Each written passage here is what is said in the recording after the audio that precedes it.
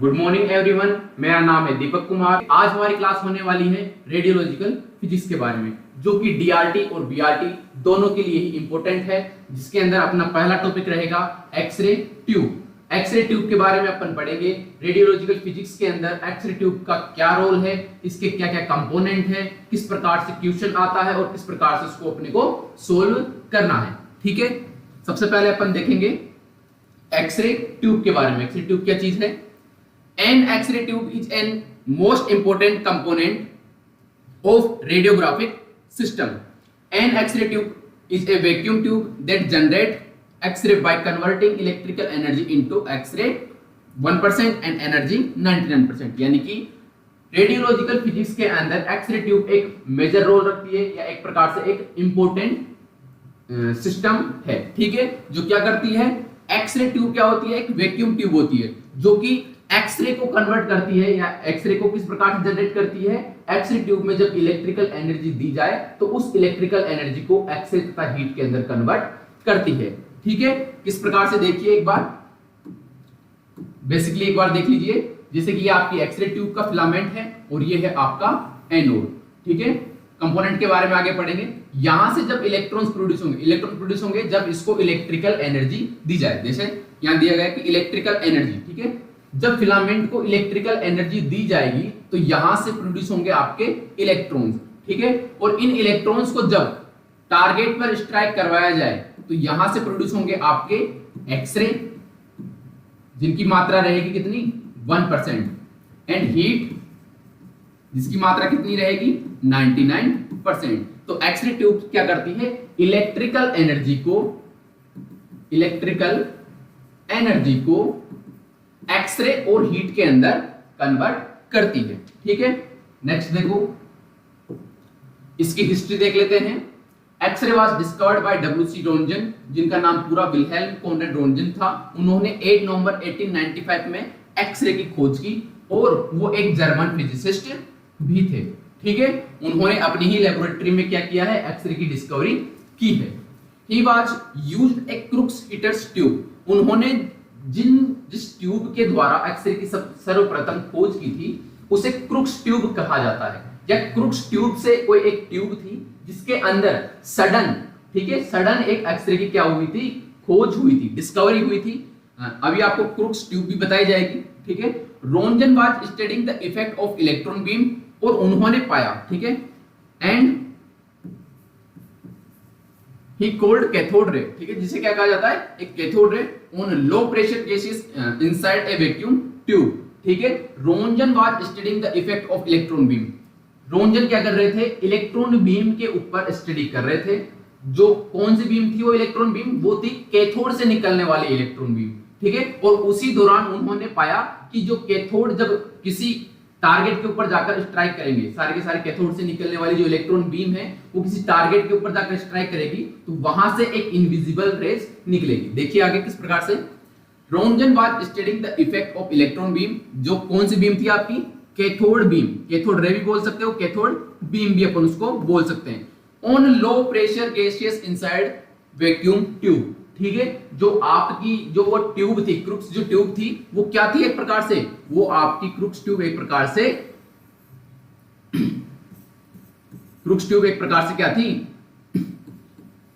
Vacuum, अंदर से किसी प्रकार की उसके अंदर एयर मौजूद नहीं थी। इस प्रकार से क्रूक्स ट्यूब थी। तो यहां से निकलने वाले इलेक्ट्रॉन बीम सामने रखे किसी ऑब्जेक्ट के ऊपर स्ट्राइक कर रही थी और उसकी शैडो भी बना रही थी। साथ ही साथ यहां से क्या प्रोड्यूस हो रही थी? आपकी एक्सरेज। यहां से क्या प्रोड्यूस हो रही थी? एक्सरेज। उस टाइम इन एक्सरेज के नेचर के बारे में नहीं पता था, इनके बारे में नहीं पता था। इन्होंने सबसे पहले इसको बोला था इनविजिबल रेज। इनविजिबल रेज, ठीक है, तो ये एक्सरेज इनको नाम नहीं दिया गया था। पहले सर्वप्रथम इनको इनविजिबल रेज कहा गया था क्योंकि ये एक अदृश्य किरणें थी। ठीक है, साथ में अपन नेक्स्ट पढ़ते हैं। He noticed that a nearby screen coated with a fluorescent material would glow even when shielded from the direct light of the tube। उन्होंने पाया कि पास में रखा कोई फ्लोरोसेंट जो प्लेट है या फ्लोरोसेंट कोई स्क्रीन है, उसके ऊपर उनको क्या मिल रहा है? Glow, even when sealed from the direct light of the tube, जो कि ट्यूब से निकलने वाली डायरेक्ट लाइट से क्या था, एक प्रकार से सील्डेड यानी कि कवर्ड था। यानी कि जो एक्सरे ट्यूब से, इस ट्यूब से जो डायरेक्ट लाइट निकल रही थी, ये लाइट से पहले ये क्या था, कवर्ड था। कवर्ड होने के बावजूद भी उस फ्लोरोसेंट प्लेट के ऊपर क्या मिल रही थी उसको, ग्लो। ठीक है, उस फ्लोरोसेंट प्लेट के ऊपर क्या मिल रही थी उसको, ग्लो। देखो किस प्रकार से,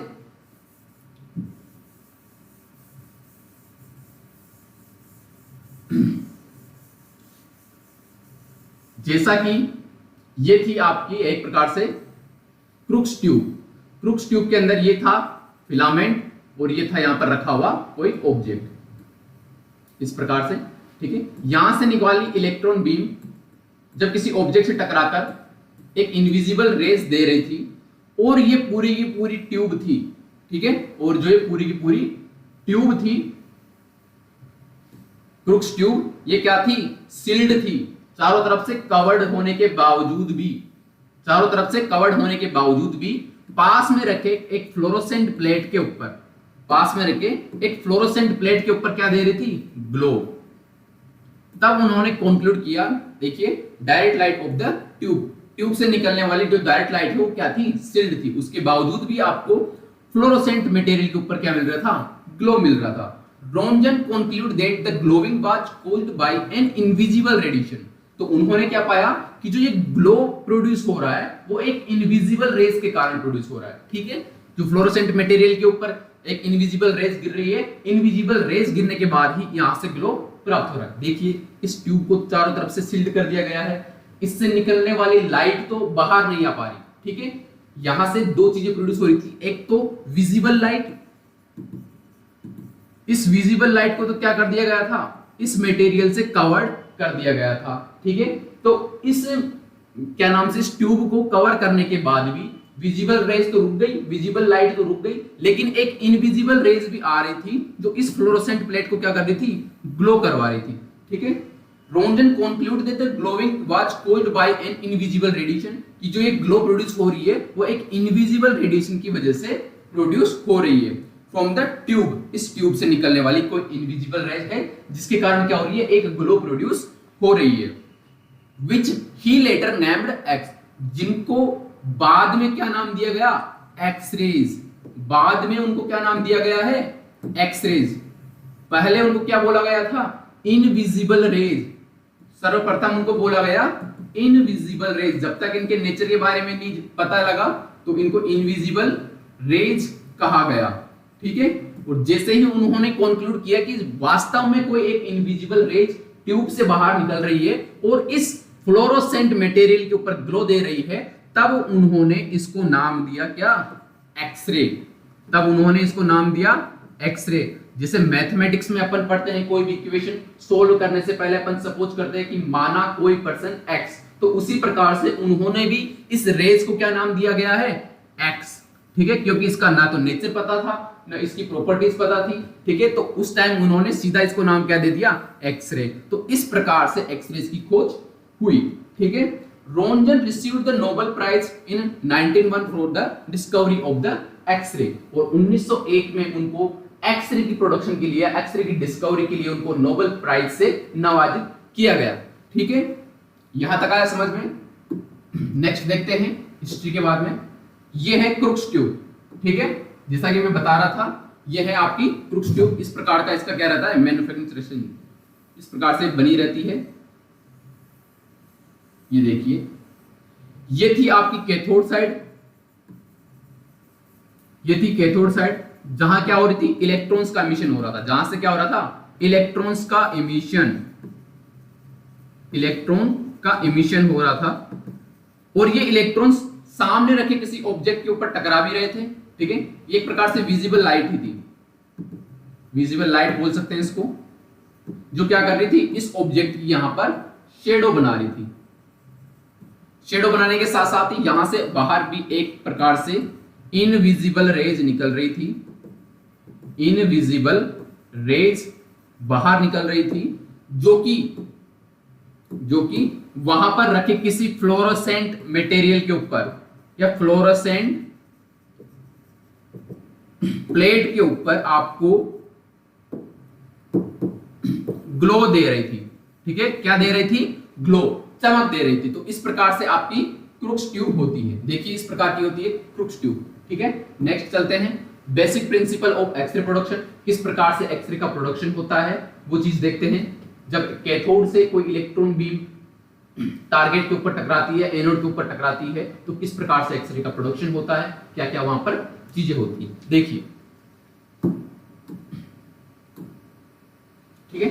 basic principle of X-ray production के अंदर, X-ray was produced when high speed electrons accelerate through a vacuum tube collide with a target material typically tungsten in an X-ray tube. ये कहना चाहते हैं कि एक्सरे का प्रोडक्शन तब होता है जब एक वैक्यूम ट्यूब के अंदर इलेक्ट्रॉन हाई स्पीड से एक्सीलरेट करते हुए टारगेट मटेरियल के ऊपर कोलाइड करे, स्ट्राइक करे, तब जाकर उन इलेक्ट्रॉन्स की सारी एनर्जी किसमें ट्रांसफर हो जाएगी, एक्सरे तथा हीट के अंदर, ठीक है, जिसमें एक्सरे की मात्रा बताई गई है 1% एंड हीट की मात्रा बताई गई है 99%। देखिए इस प्रकार से जो एक्सरे ट्यूब होती है वो होती है आपकी वैक्यूम होती है वो, जो आपकी ये है एक प्रकार से x ray tube.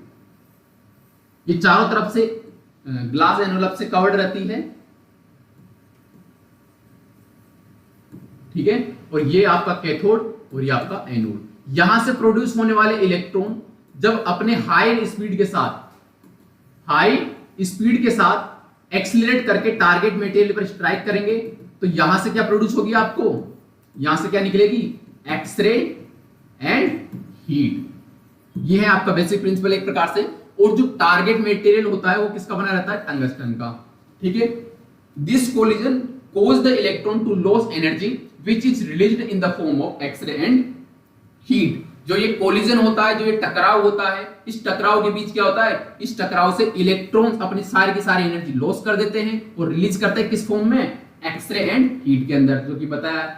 The X-ray produced have a range of energy determined by the target by the voltage applied to the tube। और जो ये एक्सरे का जो प्रोडक्शन हुआ है, इस एक्सरे प्रोडक्शन की जो एनर्जी है वो किससे निश्चित की जाती है, वो निश्चित की जाती है एक्सरे ट्यूब के अंदर अप्लाइड वोल्टेज के ऊपर, कि कितना वोल्टेज आपने इस एक्सरे ट्यूब के अंदर अप्लाई किया है, ठीक है। If the voltage between anode and cathode is increased, the electron will accelerate faster, thus the result in higher energy X-ray will be produced। यदि एनोड और कैथोड के बीच में वोल्टेज इंक्रीज कर दिया जाए, ठीक है, वोल्टेज इंक्रीज कर दिया जाए, तो इलेक्ट्रॉन्स क्या करेंगे, इलेक्ट्रॉन्स फास्टर एक्सीलरेट करेंगे, अधिक तीव्रता के साथ एक्सीलरेट करेंगे। और कोई चीज जब कोई अधिक तीव्रता के साथ किसी टारगेट से स्ट्राइक करेगी, तो रिटर्न में उसको एक प्रकार से ज्यादा एनर्जी और ज्यादा एक्सरेस मिलेंगे। जैसे एक्सरे ट्यूब के अंदर जब ये इलेक्ट्रॉन हायर स्पीड के साथ जाकर टारगेट से स्ट्राइक करेंगे, तो उतनी ही मात्रा में वहां से क्या निकलेंगे, एक्सरेज और हीट अपने को मिलेंगे। तो हायर एनर्जी के एक्सरेज वहां पर प्रोड्यूस होते हैं, ठीक है। नेक्स्ट देखते हैं, ये देखिए इस प्रकार से up to 99% of kinetic energy of the electron is converted into heat and 1% converted into the X-ray। यहां पर बताया गया है कि जो इलेक्ट्रॉन्स की संपूर्ण जो एनर्जी है, ठीक है, जैसे माना कि 100% इलेक्ट्रॉन्स की एनर्जी थी, तो उस 100% इलेक्ट्रॉन्स की एनर्जी के अंदर भी क्या होगा, 99% तो किसमें कन्वर्ट हो जाएगी, 99% कन्वर्ट हो जाएगी आपकी हीट के अंदर, और only 1% convert into the x ray, और ओनली 1% एक्सरे के अंदर कन्वर्ट होगी। ये एक्सरे ट्यूब का डायग्राम है, जहां पर heated filament emit electron by the thermionic emission. Thermionic emission, इसके बारे में अपन आगे पढ़ेंगे कि क्या होता है। थर्मोआयनिक इमिशन के कारण फिलामेंट से क्या होंगे, इलेक्ट्रॉन्स का प्रोडक्शन होगा, और इलेक्ट्रॉन्स के प्रोडक्शन होने के बाद में यहां पर इलेक्ट्रॉन्स को अपन क्या करवाएंगे, हाई वोल्टेज देंगे, ठीक है, इलेक्ट्रॉन्स को हाई वोल्टेज देंगे। हाई वोल्टेज देने के कारण क्या होंगे, इलेक्ट्रॉन्स आर एक्सीलरेट, और इलेक्ट्रॉन क्या करेंगे, एक्सीलरेट करेंगे, अधिक तीव्रता के साथ आगे बढ़ेंगे। और जैसे ही ये इलेक्ट्रॉन सामने रखी हुई एक टारगेट के ऊपर, ठीक है, एनोड, ये पूरी असेंबली एनोड है, ठीक है, और इस एनोड के ऊपर आगे की साइड क्या लगा हुआ है, टारगेट, जो कि किसका है, आपके टंगस्टन का, ठीक है। इस टारगेट के ऊपर जैसे ही आकर इलेक्ट्रॉन्स आकर स्ट्राइक करेंगे, कोलाइड करेंगे, तो इन इलेक्ट्रॉन्स की संपूर्ण एनर्जी किसमें कन्वर्ट हो जाएगी, एक्सरेज एंड हीट के अंदर, एक्सरेज एंड हीट के अंदर, जिसके अंदर हीट कितनी रहेगी आपकी 99% और एक्सरेज की मात्रा कितनी रहेगी 1%, ठीक है। नेक्स्ट अपन देखते हैं x ray tube components.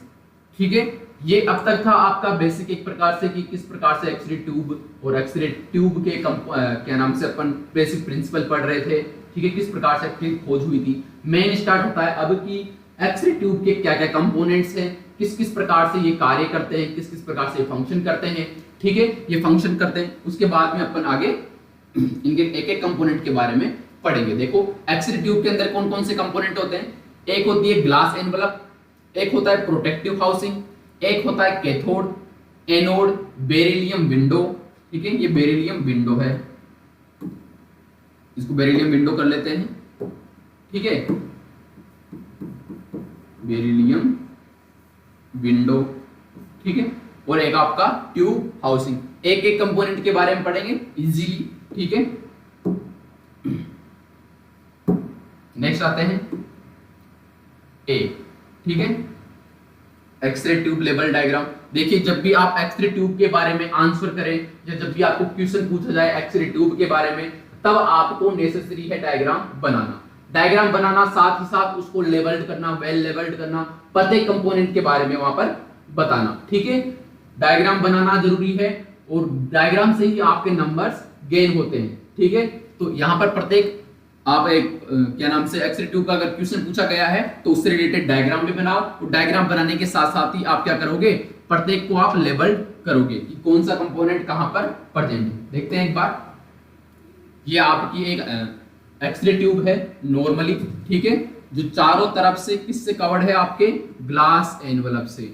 Glass envelope होता है जो कि ट्यूब के अंदर आपको वैक्यूम क्रिएट करके रखने का कार्य करता है, ताकि इलेक्ट्रॉन्स डी एक्सीलरेट ना हो जाए बिफोर, कब से, टारगेट से टकराने से पूर्व डी एक्सीलरेट ना हो जाए। यदि एक्सरे ट्यूब के अंदर इलेक्ट्रॉन्स के अलावा एयर मॉलिक्यूल्स भी प्रेजेंट रहेंगे तो इलेक्ट्रॉन्स क्या करेंगे, पहले ही बीच में मान लीजिए अगर एयर के साथ अगर उन्होंने टक्कर कर ली तो वो एक प्रकार से अपनी एनर्जी लूज कर देंगे। ठीक है, और कम स्पीड के साथ जाकर टारगेट पर टकराएंगे और चांसेस होते हैं भाई एब्जॉर्ब होकर रहने का, और एक्सरे प्रोडक्शन क्या हो जाता है, डिक्रीज होने लगता है। तो इसीलिए अपन क्या करते हैं, सबसे पहले तो एक्सरे ट्यूब को वैक्यूम क्रिएट करके रखते हैं। जो कार्य कौन करेगा, आपका ग्लास एनवलप। एक्सप्लेन करेंगे अपन धीरे धीरे आगे आगे इनके बारे में। ठीक है, ग्लास एनवलप क्या कर रहा है, इसको वैक्यूम क्रिएट करके रख रहा है।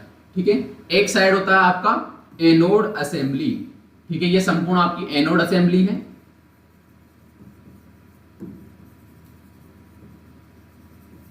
एनोड असेंबली के अंदर आपका एक तो रहता है टारगेट और एक रहेगा आपका कॉपर स्टेम। ठीक है, ये कॉपर स्टेम है और ये है आपका टारगेट। टारगेट के ऊपर जहां पर आकर इलेक्ट्रॉन्स आकर स्ट्राइक करेंगे वो चीज हो जाएगी आपका फोकल स्पॉट। फोकल स्पॉट ये हो जाएगा आपका पूरा टारगेट। टारगेट के साथ साथ ये रह जाएगा आपका कॉपर स्टेम। ठीक है, और कॉपर स्टेम आगे क्या हो जाएगा, आगे निकल जाएगा। ठीक है, ये होती है आपकी ट्यूब विंडो। ट्यूब विंडो जहां से यूजफुल एक्सरेज बाहर निकलती है इमेजिंग के लिए। ठीक है, ट्यूब विंडो क्या होती है, जो कि आपकी बेरिलियम विंडो होती है, जहां से क्या होता है, यूजफुल एक्सरेज बाहर निकलती है और बाहर निकलने के बाद में आपको रेडियोग्राफ के लिए यूजफुल होती है। ठीक है, ये होता है यूजफुल एक्सरे बीम, जो कि कहां से निकल के, ट्यूब विंडो से। ये होती है आपकी कैथोड असेंबली। ये संपूर्ण क्या है, आपकी कैथोड असेंबली। कैथोड असेंबली के अंदर ये होगा आपका क्या, फोकसिंग कप। फोकसिंग कप, ठीक है, ये होगा आपका फोकसिंग कप, जो कि क्या करता है, इलेक्ट्रॉन्स को टारगेट के ऊपर डायरेक्ट करवाने का कार्य करता है।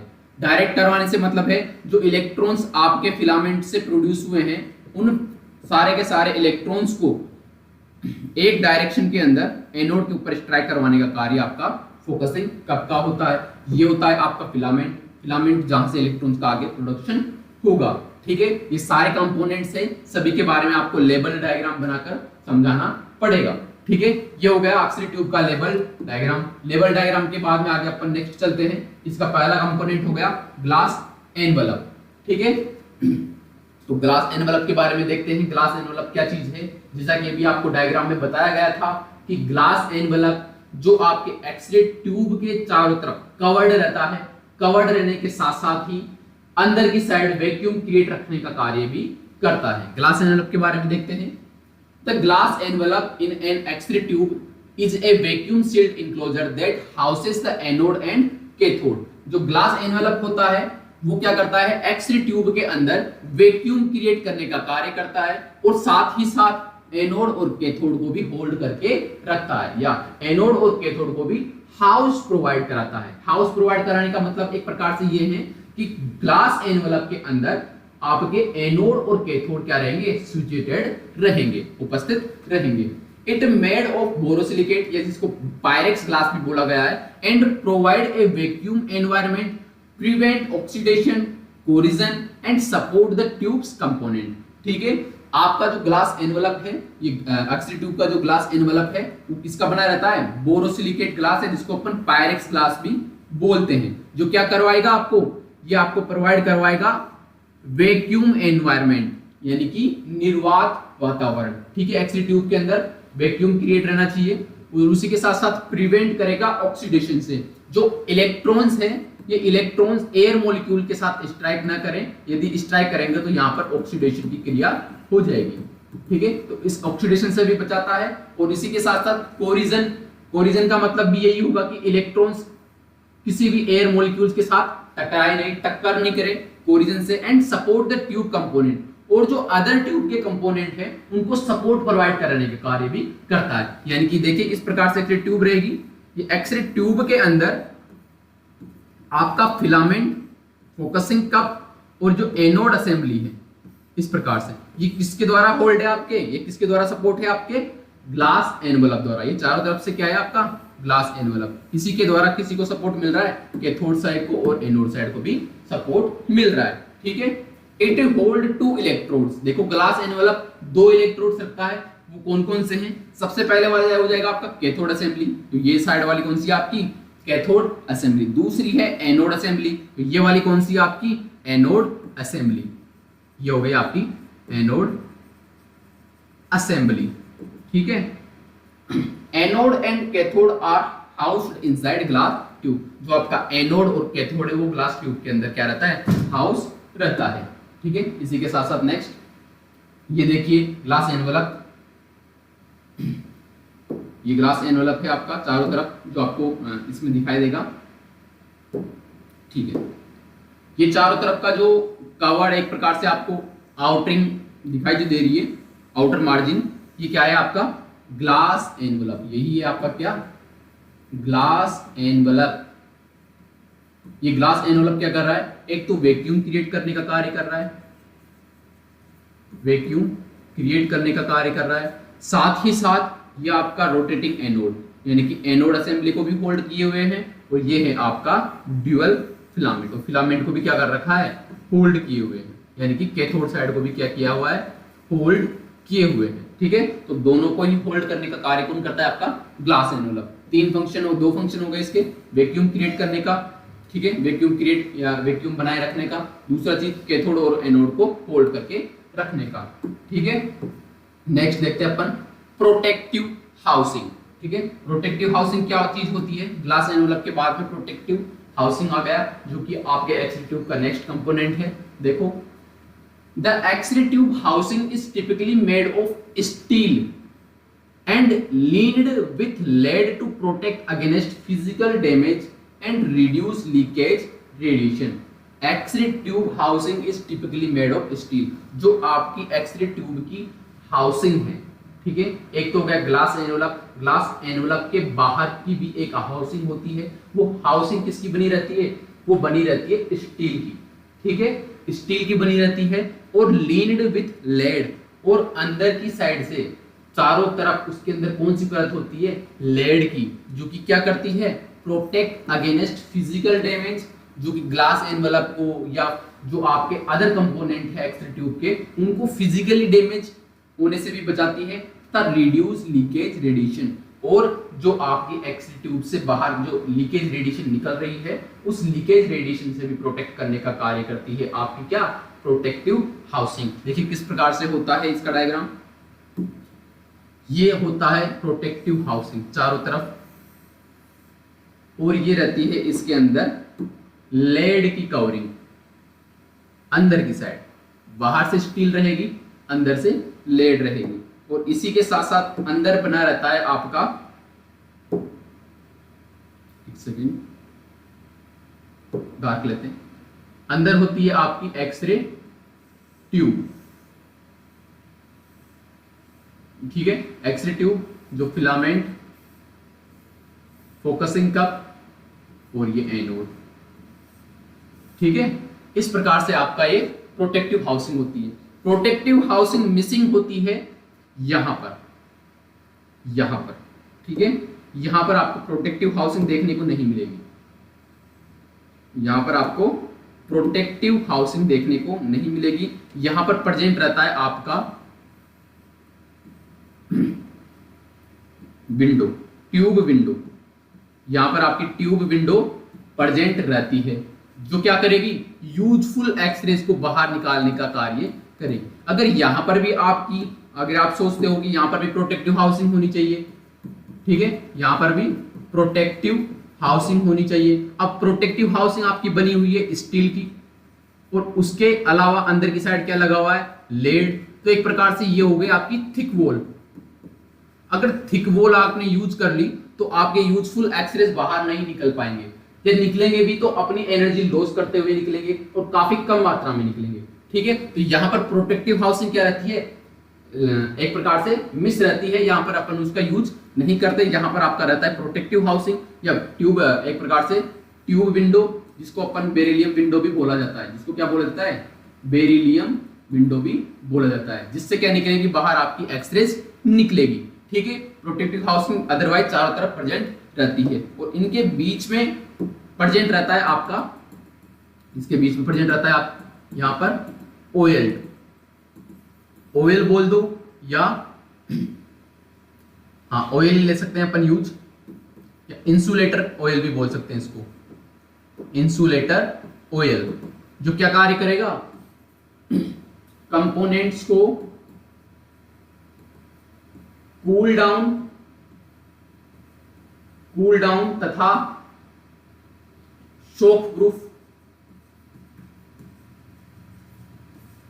या एक प्रकार से जो आपका ये चारों तरफ से प्रोटेक्टिव हाउसिंग है, उस प्रोटेक्टिव हाउसिंग को शॉक प्रूफ करने का कार्य करता है, ठीक है। ये ऑयल जो इसके अंदर इमर्ज रहता है, इसके अंदर आता है protective.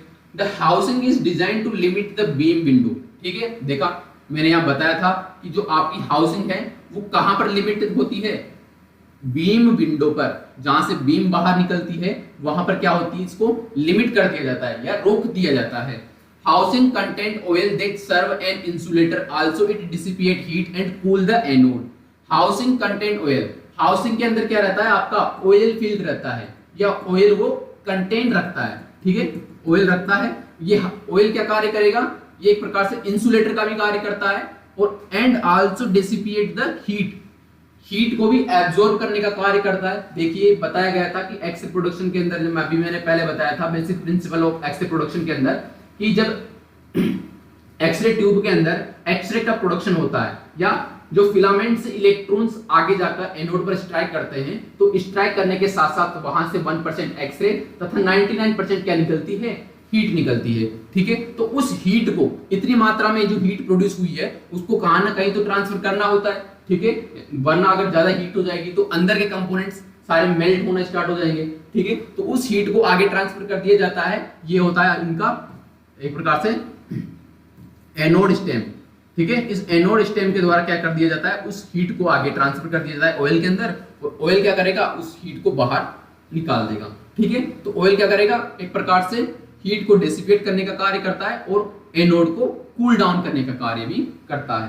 Protective housing guard against excessive radiation exposure and electrical shock. ज्यादा मात्रा के अंदर मान लीजिए यहां से रेडिएशन निकल रही है, कुछ रेडिएशन अननेसेसरी डायरेक्शन में भी चली गई, ठीक है, जो क्या करती है, एक प्रकार से पेशेंट तथा रेडियोग्राफिक जो स्टाफ है उन स्टाफ्स को डोज देने का कार्य भी करती है। इनको बोला जाता है लीकेज रेडिएशन, ठीक है, जो एक्सरे ट्यूब से लीक हो रही है, बाहर निकल रही है, तो उन रेडिएशन को भी बचाने का कार्य करेगा आपका ट्यूब हाउसिंग। देखिए, housing guard against excessive radiation, अधिक मात्रा में निकलने वाली रेडिएशन से भी, एंड इलेक्ट्रिकल शॉक, ठीक है, और इलेक्ट्रिकल शॉक से भी बचाने का कार्य आपका क्या करता है, प्रोटेक्टिव हाउसिंग करता है। Mechanically protect X-ray tube and also mechanically protect X-ray tube, और मैकेनिकली यानी कि किसी भी आघात से आपके जो एक्सरे ट्यूब के कंपोनेंट्स हैं उनको प्रोटेक्ट करने का कार्य भी करता है। It shield both patient and staff from excessive radiation exposure by minimising leakage radiation. देखिए अभी बताया था कि it shield both patient and staff room, ठीक है, यदि रेडिएशन बाहर निकल रही है एक्सरे ट्यूब से तो पेशेंट को भी डोज लगने के चांसेस हो जाते हैं, वहां पर जो रेडियोग्राफिक स्टाफ है उनको भी डोज लगने के चांसेस हो जाते हैं, साथ ही साथ जो ट्रेनी वहां पर सीखने आते हैं, जैसे आप जाते हो ट्रेनिंग के लिए, ठीक है, तो वहां से अगर मान लीजिए एक्सरे ट्यूब से रेडिएशन का लीकेज हो रहा है, ठीक है, तो वो क्या करेगा, पेशेंट को तो डोज देने का ही कार्य करेगा, साथ ही साथ आपको भी डोज देने का कार्य करेगा, ठीक है। तो प्रोटेक्टिव हाउसिंग इंपॉर्टेंट है। तो प्रोटेक्टिव हाउसिंग क्या करता है, आपके patient staff from excessive radiation exposure by minimising leakage radiation, leakage radiation को मिनिमाइज करते हुए आपको एक्सेसिव रेडिएशन से बचाने का कार्य करता है। And it also protect the X-ray tube itself from physical damage, और एक्सरे ट्यूब को भी फिजिकल डैमेज होने से बचाने का कार्य भी प्रोटेक्टिव हाउसिंग करता है, ठीक है। ये प्रोटेक्टिव हाउसिंग के बारे में हो गया। नेक्स्ट अपन देखते हैं, ये देखिए ये प्रोटेक्टिव हाउसिंग है जो स्टील का बना हुआ है और अंदर की साइड लेड होता है इसके अंदर। ये चारों तरफ आपको व्हाइट व्हाइट जो दिखाई दे रहा है, ये व्हाइट कवरिंग, ठीक है, ये क्या है आपका स्टील का बना हुआ, स्टील का बना हुआ है आपका, जो कि प्रोटेक्टिव हाउसिंग है, प्रोटेक्टिव हाउसिंग है। और अंदर की साइड क्या है इसमें, लेड, ठीक है। तो बीच में कंटेंट रहता है आपका ऑयल, और अंदर की साइड आपका ग्लास एनवलप, और उसके अंदर कंपोनेंट्स, ठीक है। ये वाली चीज आपको देखने को मिल जाएगी जनरली, इसके अंदर के कंपोनेंट्स आपको देखने को, मतलब आप जब ट्रेनिंग के लिए जाओगे तो ये बाहर का कवरिंग आपको जरूर दिखाई देगा, अंदर के कंपोनेंट्स दिखाई नहीं देते, ठीक है। देखिए किस प्रकार से ये प्रोटेक्टिव हाउसिंग हो गया चारों तरफ। और ये जो आपका एनोड है, ये एनोड से क्या हो रहा है, एक्सरेज बाहर निकल रही है। यूजफुल एक्सरे तो आपकी ट्यूब विंडो से बाहर निकल जाएगी, ट्यूब विंडो से बाहर निकल जाएगी, क्योंकि वहां पर क्या है, वहां पर लिमिट कर दिया गया है आपके प्रोटेक्टिव हाउसिंग को, ठीक है। प्रोटेक्टिव हाउसिंग को वहां लिमिट कर दिया गया है, वहां पर प्रोटेक्टिव हाउसिंग प्रेजेंट नहीं है, तो वहां से यूजफुल एक्सरेज बाहर निकल सकती है। ट्यूब के एनोड के अंदर एक स्पेशल एंगल होता है, जो एंगल क्या करता है, आपके एक्सरेज को एक प्रॉपर डायरेक्शन में भेजने का कार्य करता है, यूजफुल एक्सरे बीम को, ठीक है। तो यूजफुल एक्सरे बीम आपकी बाहर निकल जाएगी इस ट्यूब विंडो से। और इसी के साथ साथ मान लीजिए इस एक्सरे ट्यूब से अननेसेसरी रेडिएशन भी लीकेज जो हो रही है, अननेसेसरी रेडिएशन का जो लीकेज हो रहा है, उस अननेसेसरी रेडिएशन के लीकेज को प्रोटेक्टिव हाउसिंग द्वारा क्या कर दिया जाता है, लिमिट कर दिया जाता है, रोक लिया जाता है, जितना हो सके मोस्टली उसको रोक लिया जाता है, ठीक है, प्रोटेक्टिव हाउसिंग द्वारा, जिससे कि क्या होता है, पेशेंट एंड स्टाफ को रेडिएशन डोज लगने के चांसेस क्या हो जाते हैं, कम हो जाते हैं। देखिए जो लीकेज जो रेडिएशन होती है वो पेशेंट के लिए क्या होती है, बैड होती है, और जो ट्यूब विंडो से निकलने वाली होती है वो यूजफुल होती है, यानी कि गुड होती है, ठीक है। ट्यूब विंडो के एक प्रकार से प्रोटेक्टिव हाउसिंग के बारे में हो गया। प्रोटेक्टिव हाउसिंग के बारे में बाद में अपन बात करेंगे कैथोड, ठीक है। देखिए दो कंपोनेंट हो चुके हैं, ग्लास एनवलप, प्रोटेक्टिव हाउसिंग। तीसरा अपन देखेंगे कैथोड। देखिए कैथोड होता है आपका एक नेगेटिव इलेक्ट्रोड। कैथोड क्या होता है, negative electrode. The cathode is a negative electrical charge side of X-ray tube. X-ray tube के अंदर कैथोड आपका एक नेगेटिव इलेक्ट्रिकल चार्ज साइड है, जहां से नेगेटिव इलेक्ट्रिकल चार्ज जुड़ेगा कैथोड से, ठीक है। और कैथोड से जुड़ने के बाद में वहां से जो आपका एक्सरे ट्यूब का जो फिलामेंट है, उस एक्सरे ट्यूब के फिलामेंट से इलेक्ट्रॉन्स का आगे प्रोडक्शन होगा।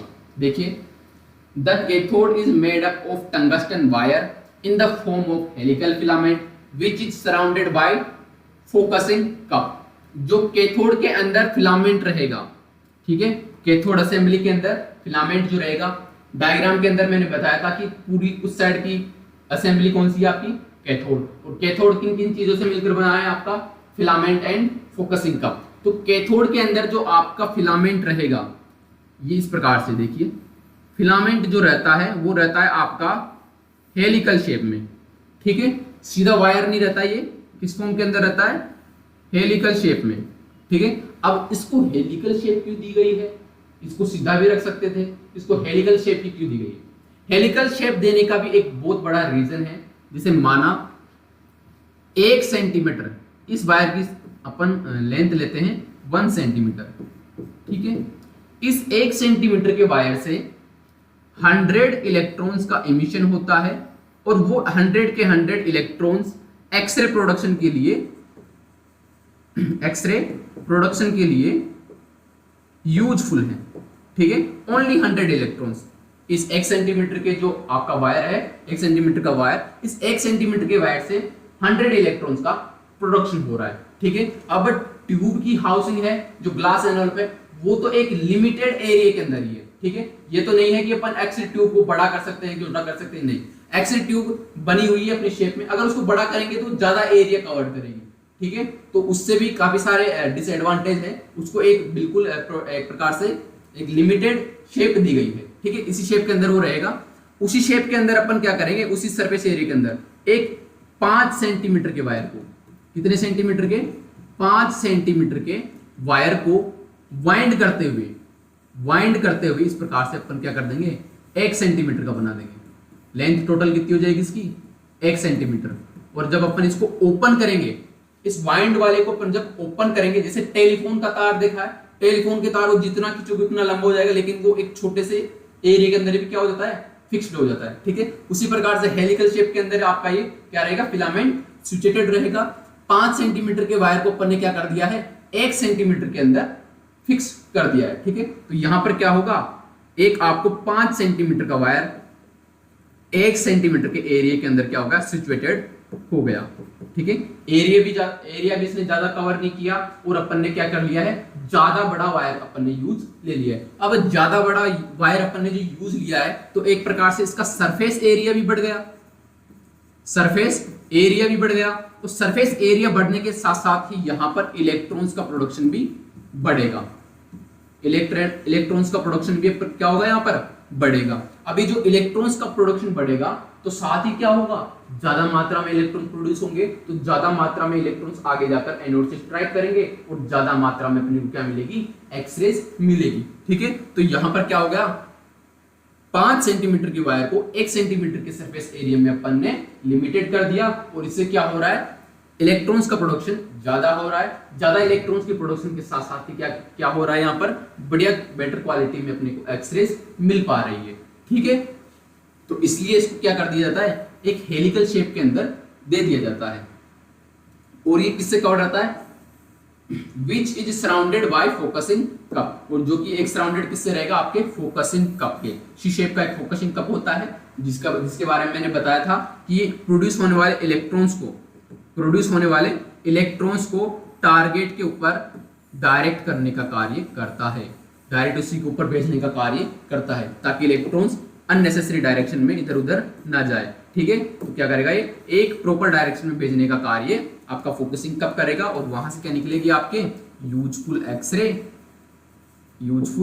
X ray and heat. इस प्रकार से cathode also contain 2 major component, cathode 2 major component रखता है।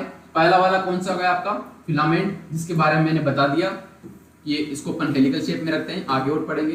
दूसरा होता है आपका फोकसिंग कप, जो कि क्या करता है, आपके फिलामेंट को चारों तरफ से घेरे रहने का कार्य करता है और इसी के साथ साथ प्रोड्यूस होने इलेक्ट्रॉन्स को एनोड के ऊपर स्ट्राइक करवाने का कार्य आपका फोकसिंग कप का होता है।